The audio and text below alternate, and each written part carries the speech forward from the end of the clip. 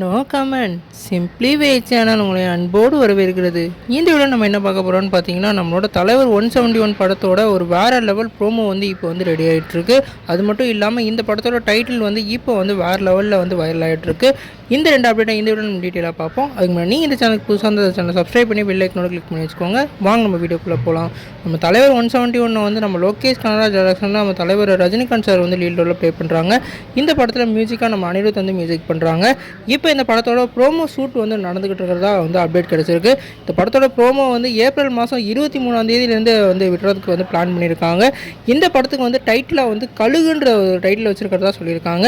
நம்ம லோகேஷ் கனகராஜை பொறுத்த வரைக்கும் அந்த கதைக்களத்துக்கும் இல்லாட்டி அந்த கேரக்டருக்கும் ஜஸ்டிஃபை பண்ணுற மாதிரி தான் டைட்டில் வைப்பார்.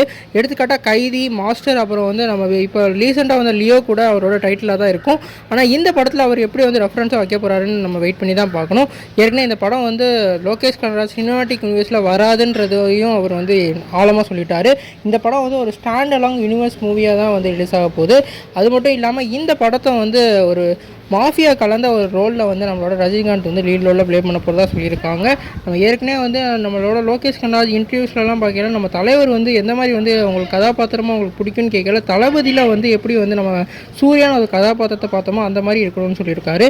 அந்த அளவுக்கு இந்த படம் இம்பாக்டாக கிரியேட் பண்ணும். நீங்கள் இதை பற்றி நினைக்க கமெண்ட் பண்ணுங்கள். இந்த சேனல் புதுசாக சப்ஸ்கிரைப் பண்ணுங்கள்.